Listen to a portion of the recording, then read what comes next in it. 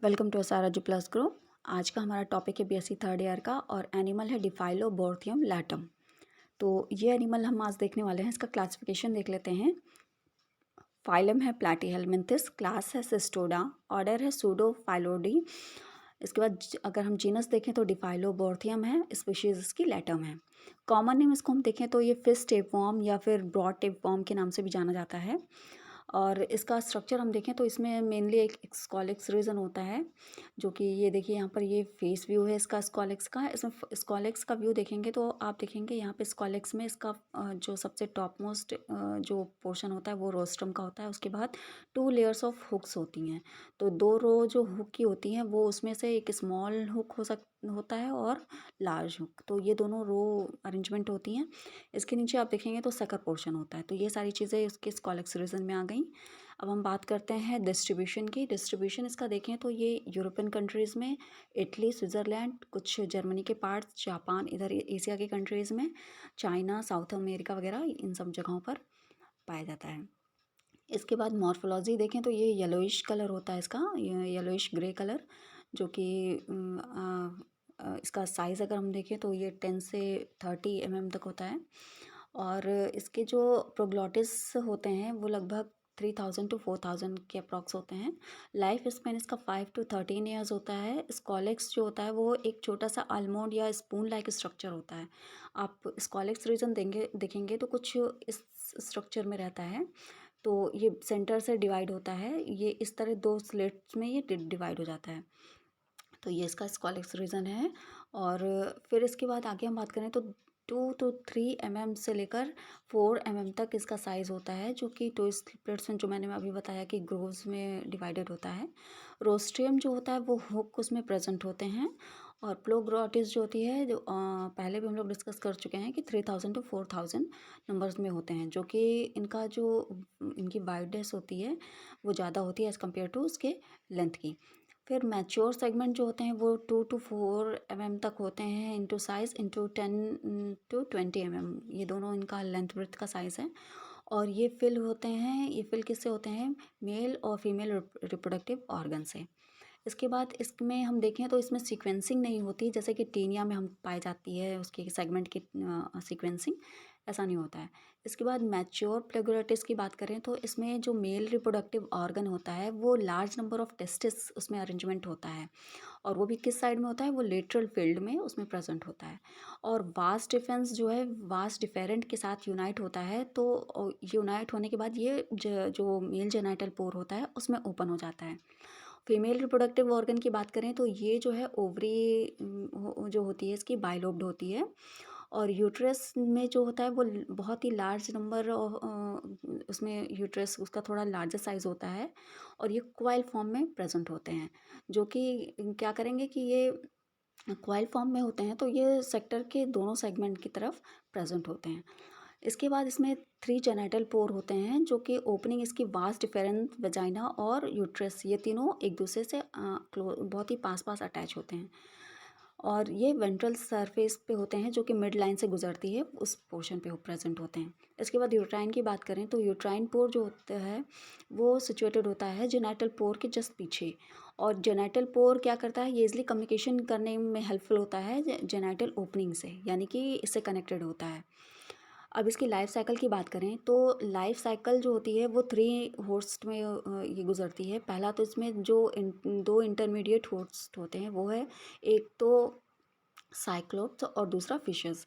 तो adult worm जो होता है वो स्मॉल इंटेस्टाइन में प्रेजेंट होता है और वो फर्टिलाइज एग देता है, जो कि डिस्चार्ज होता है तो वो यूट्राइन होल से इंटेस्टाइन में पहुंच जाता है। और हम फिर देखेंगे कि ये धीरे धीरे क्या करता है, ये फीकस के थ्रू एक नया होस्ट ढूंढने की कोशिश करता है।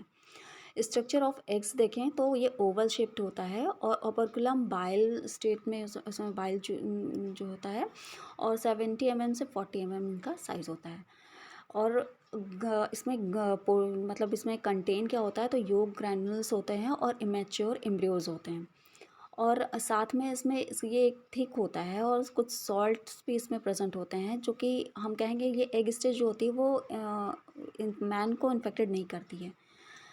फिर इसमें 10 जो आप देखेंगे कि 10 से 15 दिन तक इसमें जो है ये वाटर में रहते हैं, और इसकी वाटर की और ये टेम्परेचर इनको चाहिए 15 टू 25 डिग्री सेंटीग्रेड का, और ऑक्सीजन के प्रेजेंस में ये अपना डेवलपमेंट करते रहते हैं। इसके बाद मैच्योर हेक्साकैंथ एम्ब्रियो स्टेज आती है, जो कि ये लिबरेट हो जाती है ओपर्कुलम रीजन में, और ये क्या करती है, ये सीलिया की हेल्प से ये स्विम करते हैं, और स्विम करके ये बॉटम ऑफ द पॉन्ड पहुंच जाते हैं। वहाँ पे जाने के बाद ये सीलिया हेक्साकैंथ जब इस कंडीशन में जब ये तैरता हुआ नीचे बॉटम में बैठ जाता है, इस स्टेज को हम लोग कहते हैं कैराकोडियम लार्वा। तो ये सारी स्टेजेस अभी तक यहाँ एग की हो गई। इसके बाद स्ट्रक्चर ऑफ ऑन्कोपोर एंड हेक्साकैंथ और कार्डिकोक्यम लार्वा, इसके बारे में देख लेते हैं। तो ये एक राउंडेड ओवल शेप्ड होता है, जो कि बिना सरफेस के एपिथेलियम के सरफेस के होता है, और 3 पेयर्स ऑफ हुक प्रेजेंट होती हैं, और जो हुक होते हैं वो ब्लेड कंटेन किए होते हैं। इसके साथ साथ ये सोमैटिक सेल्स जो होती हैं वो, और प्लास्टिक सेल्स भी इसमें दिखती हैं फ्लेम सेल्स के पास। इसके बाद ऑन्कोपोर देखें तो ये जो है कैराकोडियम लार्वा में हैच करता है। इसके बाद कैराकार्डियम जो लार्वा होता है वो इसेंशली हेक्साकैंथ एम्ब्रियो में इनक्लोज होता है, और ये सिलिएटेड एम्ब्रियोफोर से कनेक्ट होता है। कैराकार्डियम जो होता है वो फूड कंटेन होता है, फूड कंटेन मटेरियल लिया होता है, लेकिन अगर ये किसी होस्ट को, सुटेबल होस्ट को विद इन 12 आवर्स में नहीं पाता है, तो ये उसी समय डेथ कर जाता है। और इसकी अगर हम देखें कि 12 से 14 दिन में ये जो ऑन्कोपोर होते हैं ये कन्वर्ट हो जाते हैं पीरेकॉर्डियम लार्वा में। तो प्रोकार्डियम लार्वा जो है किसका फॉर्म होता है, जो हमारे कैराकार्डियम लार्वा का होता है। स्ट्रक्चर ऑफ प्रियोकॉर्ड लार्वा, तो ये क्या करते हैं, ये एक तरह से इलोंगेटेड बॉडी स्ट्रक्चर होता है, जो कि पोस्टीरियर एंड पे कंस्ट्रक्टेड होता है, जो कि डिस्क लाइक होता है, और टेल रीजन पे प्रेजेंट होता है, जिसको हम सीरोमेयर कहते हैं। सीरोमेयर जो होता है वो 6 हुक होते हैं उसमें, और ये एक तरह से ऑर्गन ऐसा होता है जो कि अटैचमेंट का काम करता है अपनी बेस से। अब पैराकॉर्डियम जो लार्वा होता है वो डेवलप नहीं होता है फर्दर साइक्लोप्स में, जब तक कि उसे कोई होस्ट उसको ईट नहीं करता है। तो सेकेंडरी इंटरनल होस्ट जो होता है वो फिशेस होती हैं।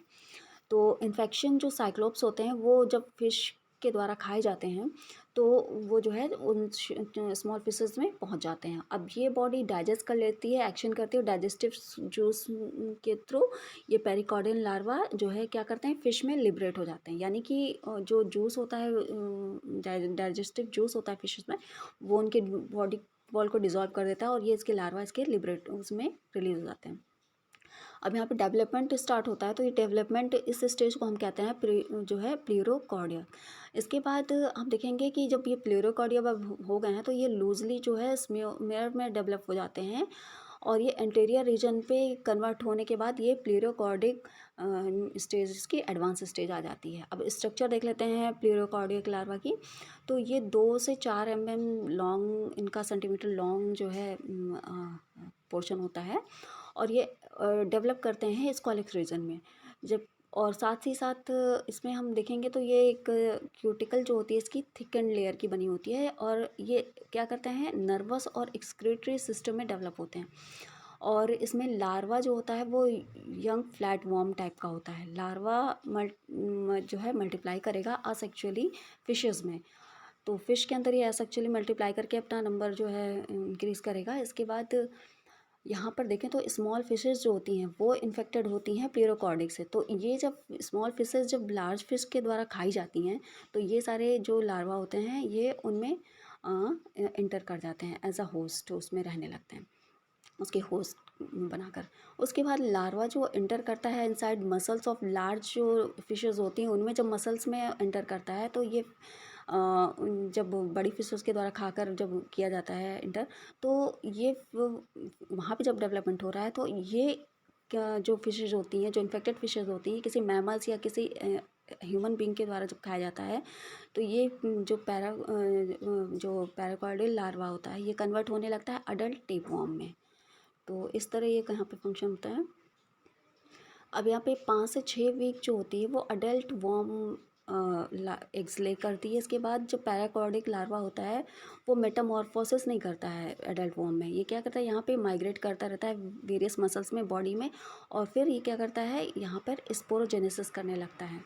तो यही इसकी पैथोजेनेसिस स्टेज होती है। ये पैथोजन क्या करते हैं, ये पैथोजेनेस इसकी स्टेज देखें तो ये एक तरह से एब्डोमिनल पेन क्रिएट करते हैं, और लॉस ऑफ ब्लड, एनीमिया और नर्वस डिसऑर्डर, ये सारी जो होती हैं एनीमिया वगैरह, ये बहुत ही क्रिटिकल स्टेज पर बना देते हैं।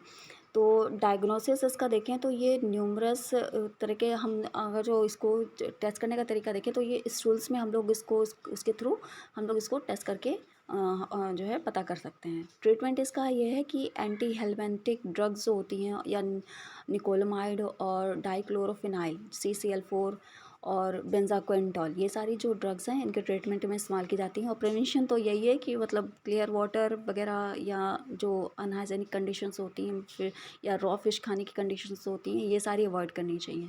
तो इस तरह इसका बचाव हो सकता है।